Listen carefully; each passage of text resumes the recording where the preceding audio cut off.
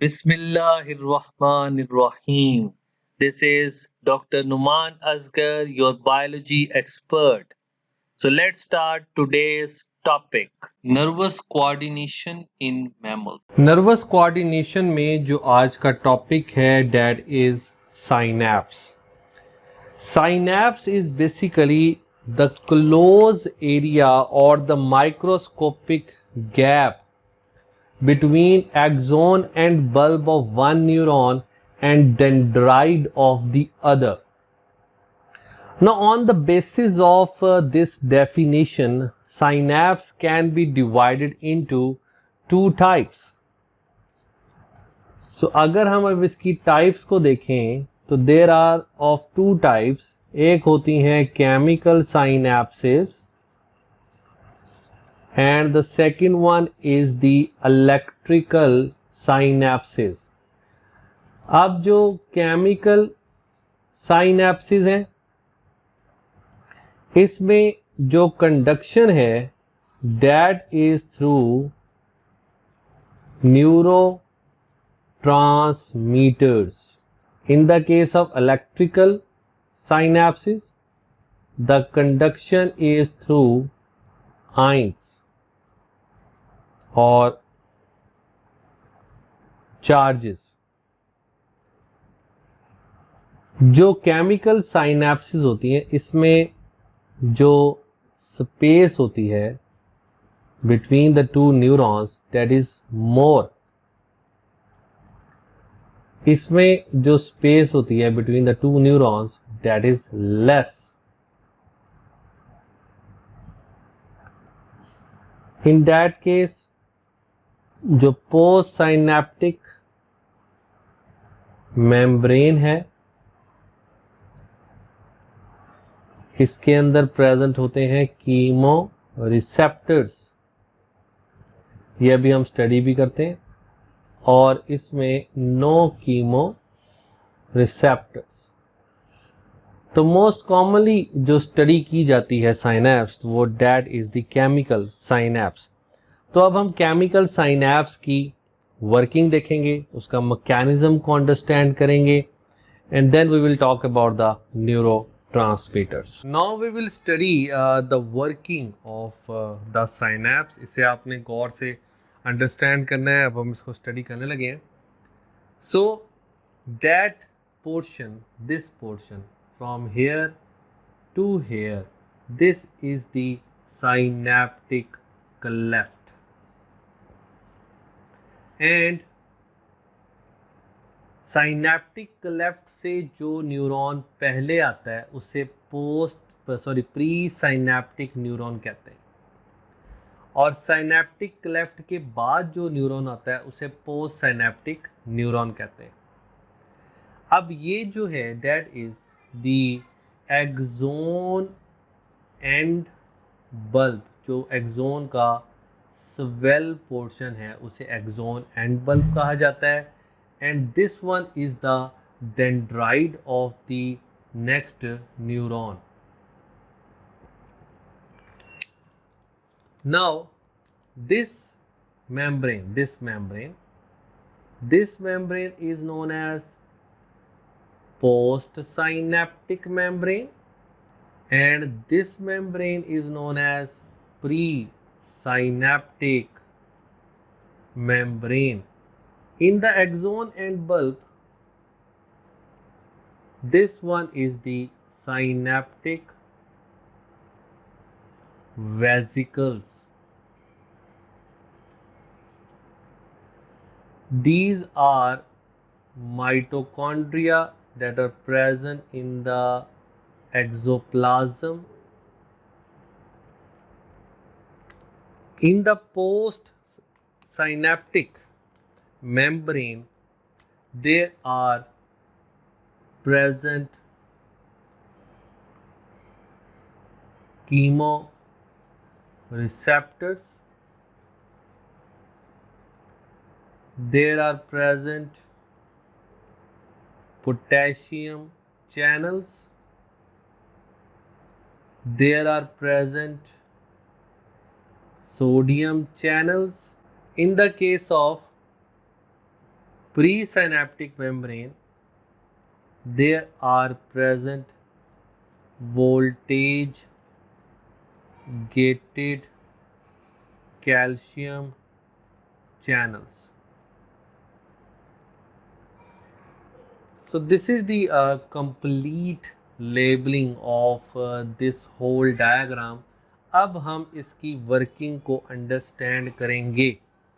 So when the impulse comes, so impulse जब enter होगी at the axon and bulb पे, जब वो रीच कर जाएगी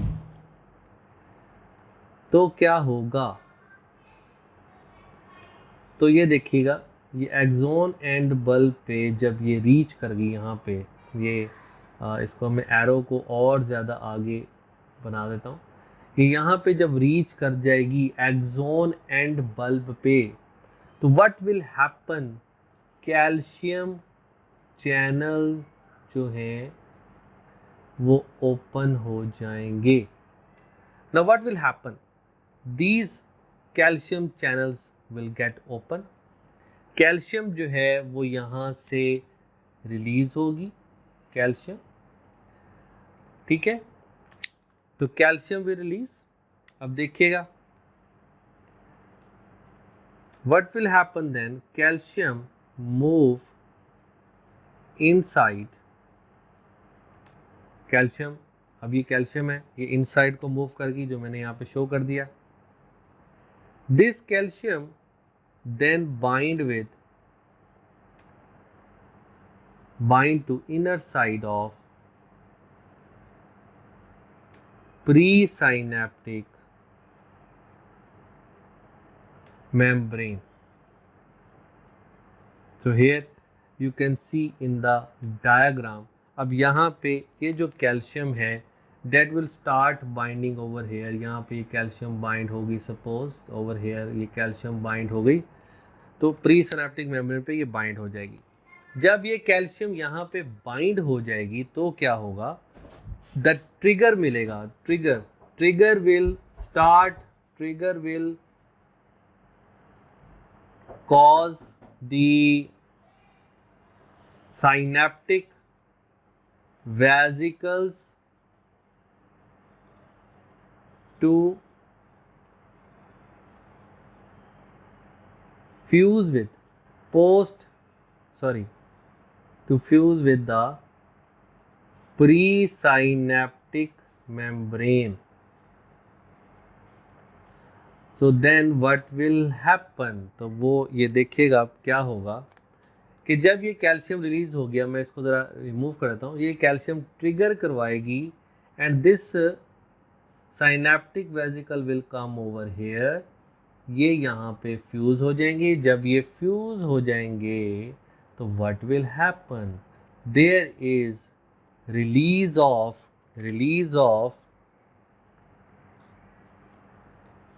फिर क्या होगा, रिलीज ऑफ न्यूरोट्रांसमीटर्स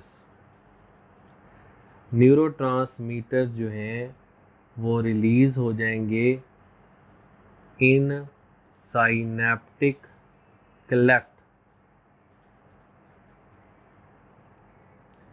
सो अभी तक क्या हुआ ये देखते हैं.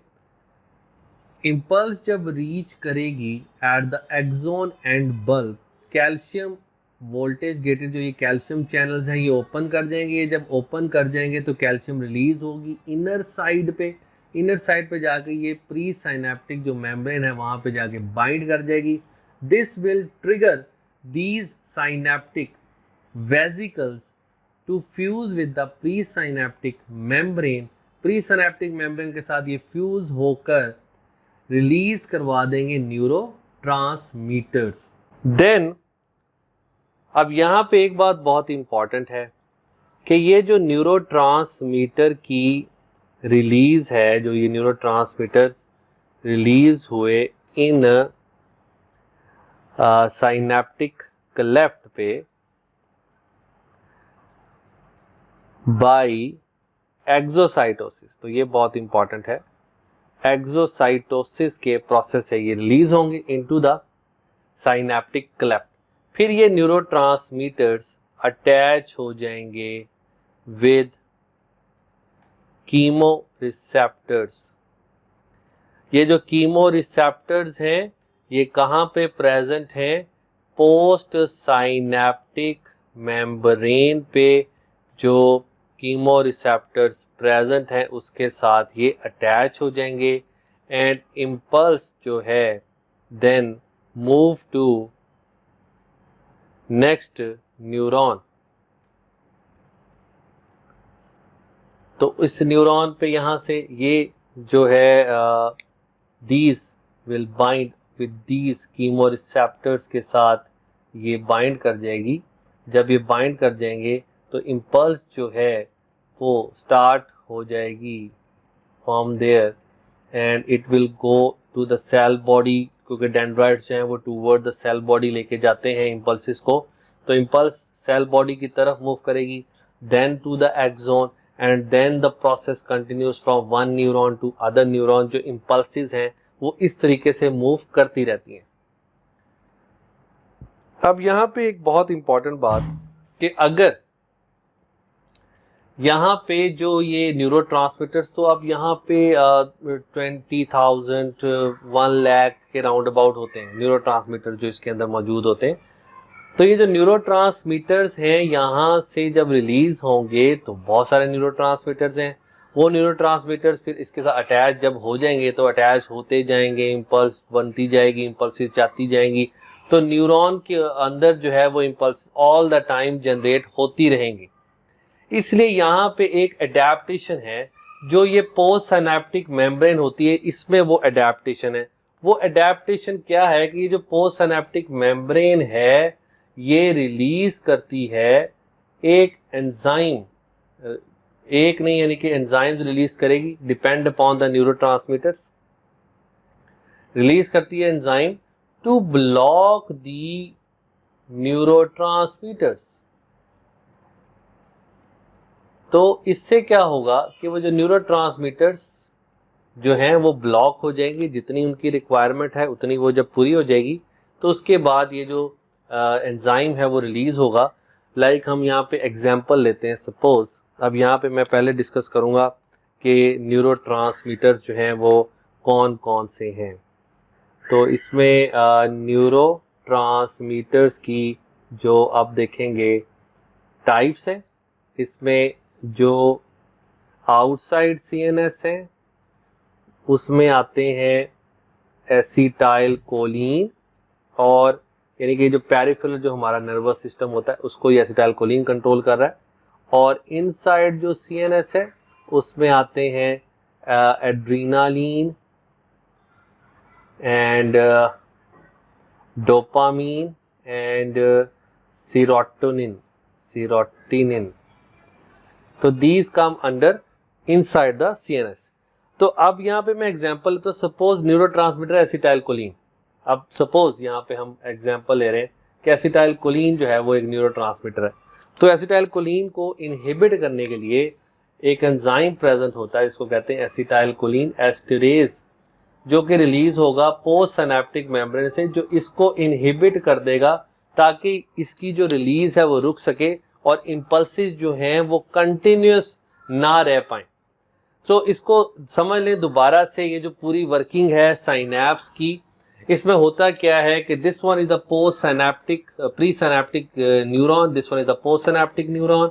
प्री सिनेप्टिक जो न्यूरॉन है उसमें जो एक्सोन एंड बल्ब है उसमें ये सिनेप्टिक वेसिकल्स प्रेजेंट होते हैं जिसके अंदर न्यूरोट्रांसमीटर जो है वो प्रेजेंट होते हैं, जो यहाँ पे हम शो किया हुआ है विद द ब्लू।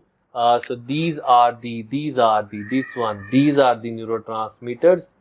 और ये जो न्यूरोट्रांसमीटर्स हैं ये जब फ्यूज होगा तब ये रिलीज होते हैं।